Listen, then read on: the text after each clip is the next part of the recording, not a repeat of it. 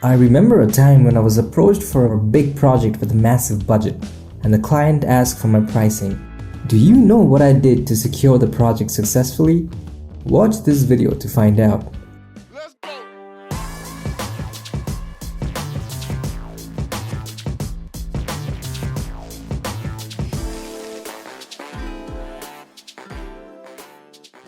Do you want to negotiate highly successful deals, secure high-paying projects, turn your passion for art into real money, and make your clients so happy that they keep coming back to you with more work over and over again and refer more clients your way?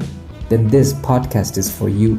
Welcome to the podcast on the art of effective negotiation for artists, part 2 of a 2-episode podcast series where we unravel the intricacies of the world of digital art and the business behind it all. I'm your host Nilanjan, also known as the Geek Artist, and on today's episode we are delving into a topic that's crucial for every artist out there: effective client communication and the art of negotiation. Essential skills for every artist striving to thrive in a competitive landscape, secure lucrative deals, and foster successful partnerships.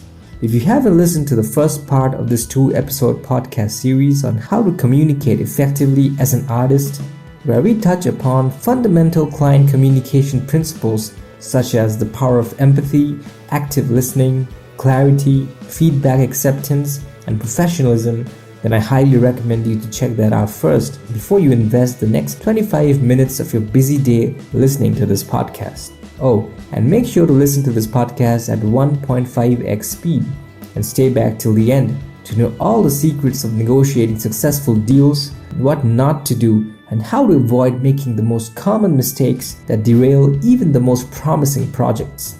So, what can you expect from this podcast? By using 5 practical case studies and examples of real-life conversations and negotiation tactics from my personal experience of 10 years as a professional digital illustrator and concept artist, I'll teach you how to be a good negotiator and a great communicator. Because what you say, how you say, and the impression it leaves, and the experience of working with you matters a lot more than you might realize. Example 1. The pricing dilemma. I remember a time when I was approached for a big project and the client asked for my pricing. Instead of throwing out a number directly to start with, I asked about the budget and detailed project scope. By understanding their needs, I tailored a quote that not only matched their expectations but also reflected the value of my work. The result? A successful negotiation that left both parties satisfied with the deal. Here's how it went down. The client, let's call them Alex. Hi Nilanjan, we stumbled upon your portfolio and fell in love with your work. We are working on a big project and would love to collaborate with you. What's your pricing like?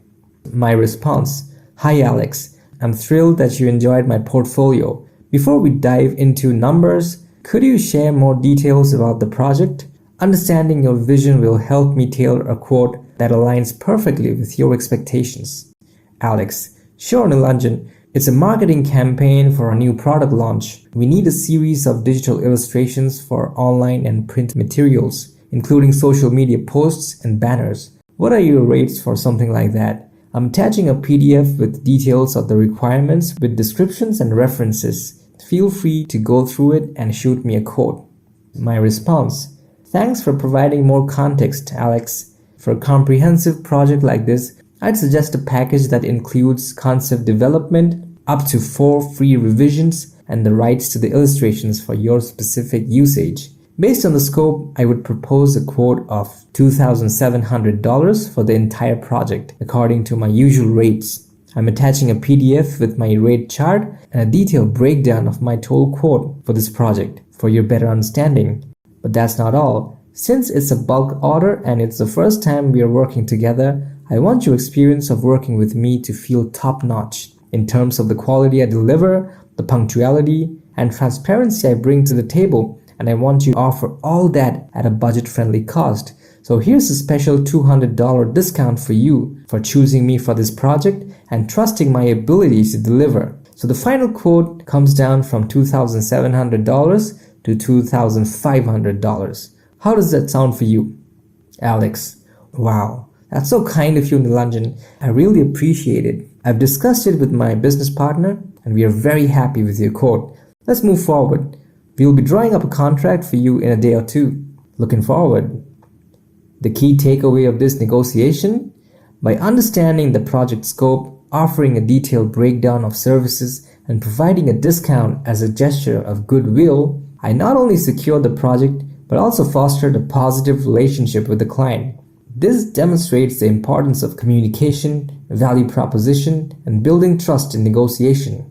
Furthermore, seeing the discount given out of goodwill, understanding the value I'm bringing to the table, and me valuing the client's satisfactory experience of working with me over anything else, the client didn't feel the need to negotiate further or present me with a counter offer to lower my quote.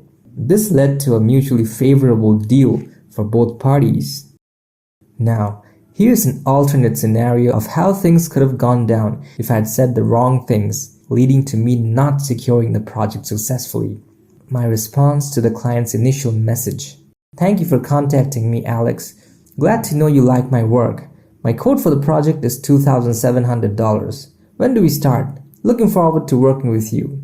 Alex, thanks for getting back to us with the quote. Unfortunately, your rates seem a bit steep.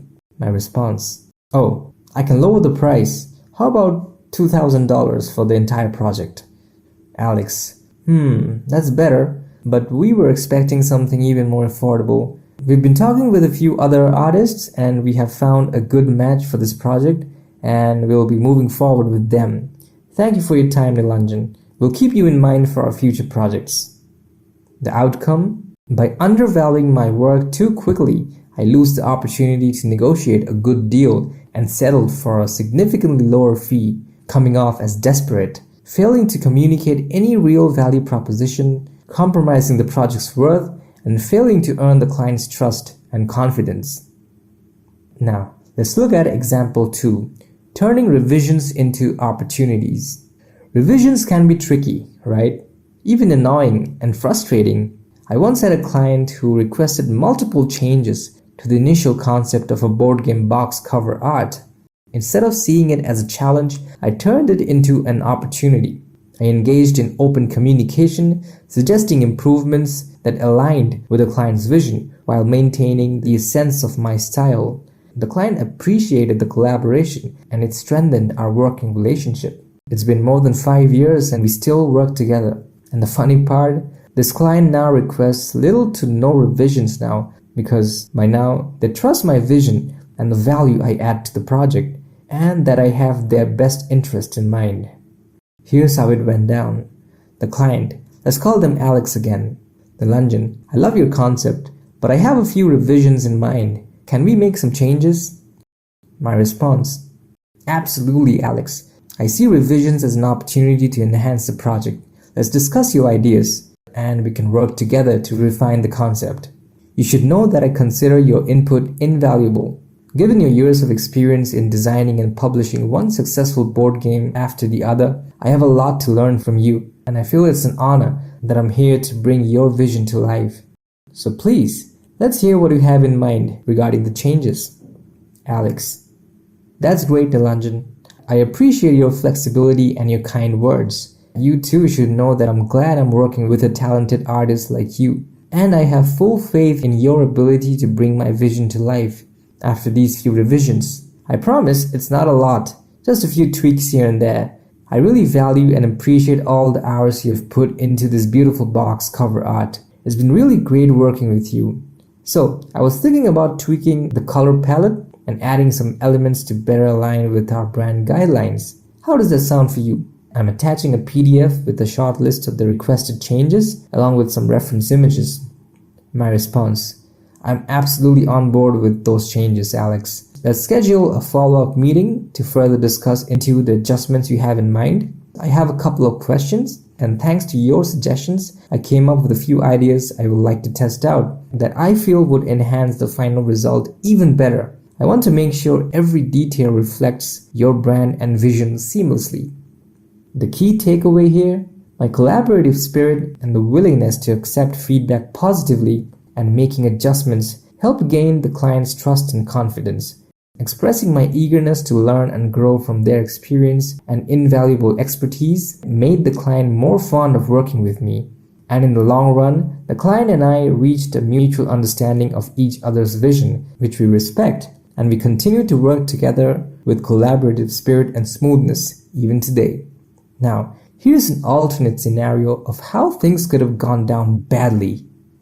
Alex, thanks for making the changes, but I'm not sure if this is working. Can we go back to the initial concept and try something else? My response, I'm sorry, but I cannot make any more revisions to this. I've already delivered all the things you asked for, and the concept art was already approved from your end. I simply followed the concept art. I'll have to charge extra for any further revisions from here on. Alex, that's fine. Money is not an issue. I just wanted it to look perfect. I was actually expecting more collaboration and creativity from you. If you can't handle revisions, maybe we should find someone with more flexibility for the rest of the project. This is a very big project with a lot of work to be done, and back and forth changes may have to be made to the art in order to make sure they align with our vision. We appreciate your time and we are more than happy to pay you for the work you've done so far. Please send us an invoice. Thank you. The outcome? By becoming excessively defensive, aggressively standing behind my creative choices in a condescending tone and not willing to be flexible with accepting feedback and making revisions, I failed to maintain confidence and lost the client's trust and the rest of the project as well. Here's example 3, the contract conundrum. Contracts can be daunting, especially for freelancers. I had a potential client who presented a contract for a children's book project with terms that didn't entirely align with my usual workflow. Instead of rejecting it outright, I proposed amendments that protected both parties' interests. It led to a constructive discussion and we reached a mutually beneficial agreement. Here's how it went down. The client, Alex again. Hey Nilanjan, please take a look at the contract. Let me know if it works for you. My response, thanks for sending it over, Alex. I've reviewed it and there are a few points that I think we can tweak to better align with both our expectations. How about we hop on a call and discuss these adjustments together? Alex, absolutely Nilanjan. We want to make sure we're both comfortable with the terms. What changes are you proposing? My response, firstly, I'd suggest clarifying the delivery timeline to ensure it aligns with the project milestones. Additionally, let's specify the number of free revisions included in the contract to avoid any misunderstandings. And finally, coming to the royalty, I believe 3% is not a very fair number, considering the quality and value I add to the project. You already know my rates are quite reasonable, affordable, and competitive. If I am to have equal skin in the game, I believe I deserve a higher royalty, at least 5%, if not more. And I feel it's only fair. I sincerely hope you understand. Just like you, I also want this project to be successful and look stunning. And it'll be great if the compensation is at a level that constantly motivates me to deliver that quality of output on time. I'm proposing these amendments to create a more transparent and collaborative process that's beneficial and fair for both of us. How does that sound for you? Alex, you've raised some very good points, Nilanjan. We completely understand and we'd definitely like to incorporate them into the next draft of contract, which we should be able to send to you by tomorrow. The key takeaway here, instead of being defensive, coming off as greedy or expressing disappointment with the inadequate terms of the contract, I stood my ground confidently, presented my case, raised some fair and reasonable points to strengthen my value proposition and its fair worth. This led to a constructive discussion and a favorable amendment of the contract so that both parties are satisfied, eventually leading to a very successful project. Now, here's an alternate scenario of how things could have gone down badly. Alex, hey Nilanjan, we're actually in a hurry to get this started and we're already behind. Can you skip the contract process and just get to work? My response, eager to please. Sure, we can skip the contract, but I quickly skimmed through it and it seemed fine. Here's the signed copy. I'm excited to start right away.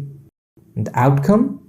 By skipping reading the contract in details and not being aware of the specific terms from the start, I fell prey to a lot of confusion about project expectations, scope, and payment terms. The lack of a formal agreement resulted in misunderstandings, conflicts, and an unsatisfactory experience for both the parties later on. So, are you finding this video podcast helpful? Did you learn a few interesting negotiation tactics and communication principles from these 3 examples? If you did, make sure to stay back for the 2 remaining examples, and don't forget to like, share, comment, subscribe, and click on the bell icon to get notified as soon as my next video drops. Example 4. Value-based negotiation. One memorable negotiation involved a client who was hesitant about the price tag. Instead of immediately lowering my rates, I highlighted the unique value I brought to the table by showcasing my skills, experience, and the potential impact of the artwork. I convinced them that the investment was worthwhile, and I can offer way more value than they expected and potentially strengthen their project in ways they hadn't thought of before. The result? A successful deal that exceeded their expectations, and they ended up offering me more money than they had initially budgeted.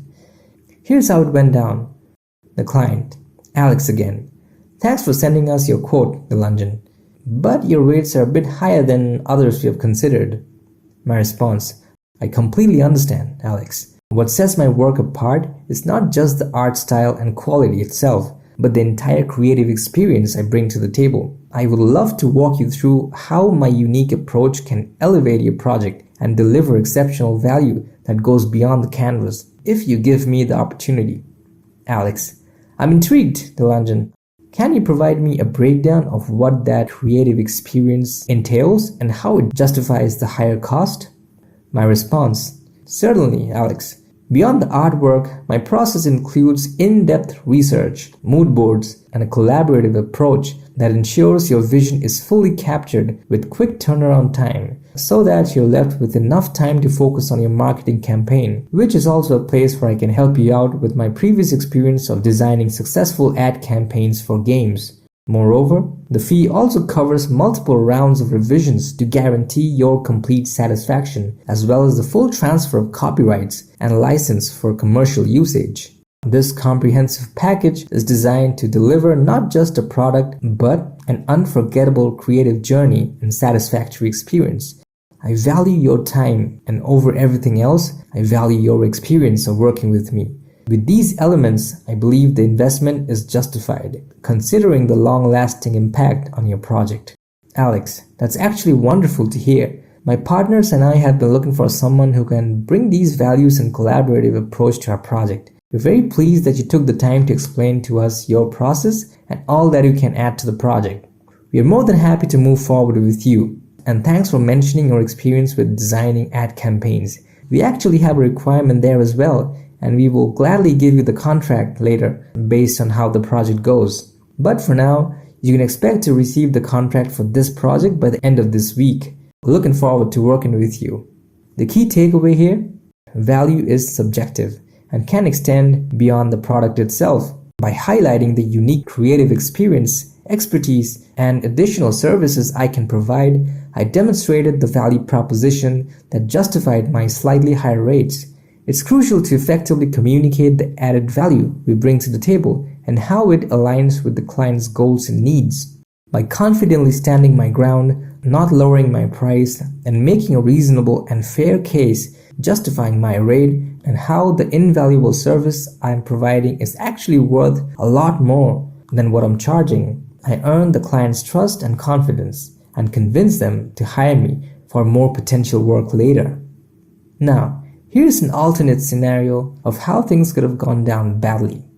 Alex, your rates are higher than others. If you don't mind me asking, what's so special about your work? My defensive response, well, I guess you're paying from a unique touch. I mean, not everybody appreciates quality. You get what you pay for, and what you're paying for here is years of experience and unmatched quality. Alex, well, we were looking for someone more willing to work within our budget. But anyway, thanks for your time. The outcome? By responding defensively, I not only failed to justify the higher rates, but also come off as dismissive, failing to impress the client with any additional value proposition, failing to convincingly justify my higher rates with confidence, leading the client to seek a more accommodating artist. Finally, let's check out example 5, establishing long-term relationships. Building lasting relationships is the goal, right? It creates a sense of security, financial stability, and steady income in the future.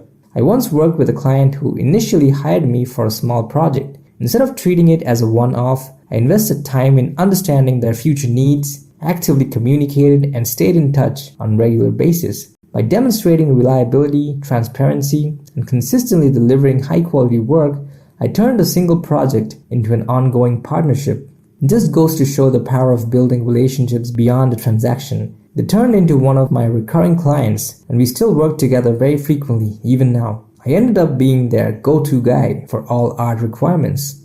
Here's how it went down. Alex, the client: "Thanks for sending the final version so quickly, Nilanjan. This looks amazing. Thanks for your work."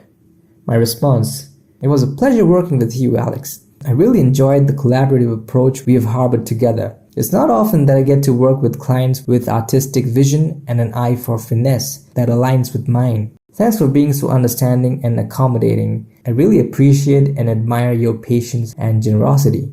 Also, I'm curious, are there any upcoming projects or ideas you have in mind? I'd love to explore how we can continue this creative journey together and build something truly unique. I hope that by now I've been able to sell you on the value proposition I bring to the table and how I can bring your vision to life just the way you want."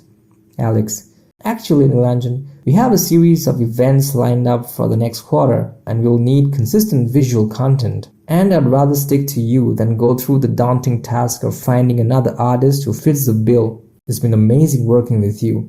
So, would you be interested in an ongoing partnership for these events? What's your availability like for the next few months?" My response: "Absolutely, Alex. I'd be thrilled to collaborate with you again on a series of projects. Let's schedule a meet to discuss your upcoming events in more detail, and I can tailor a package that perfectly suits your needs." The key takeaway here: I built a strong relationship with the client based on mutual respect, understanding, and collaboration by demonstrating professionalism, delivering high-quality work, and showing genuine interest in the client's projects, and in the end, cultivated a long-term partnership that benefits both parties.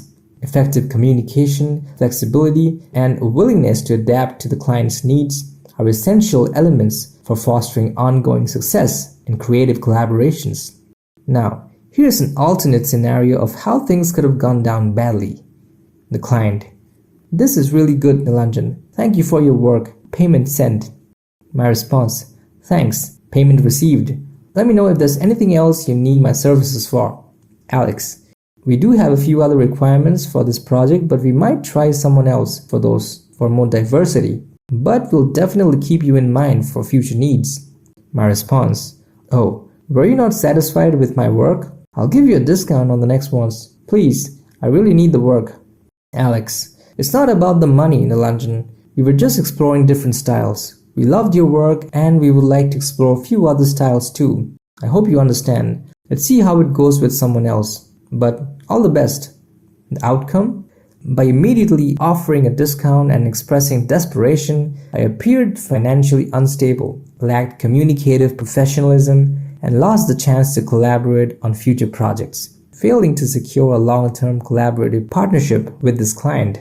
So, these were the 5 examples of effective client communication and negotiation from my personal experience. I hope you found this helpful, insightful, and learned why it's important to conduct yourself professionally and carefully present what you say, how you say them, and think about the impression it leaves on the clients, because the smooth and satisfactory experience of working with you really matters a lot in generating recurring business and future partnerships. Thanks for joining us today. If you haven't checked out the first part of this podcast series on the fundamental principles of successful communication for artists, do check that out now. So, that's all for now. See you on the next one. Peace.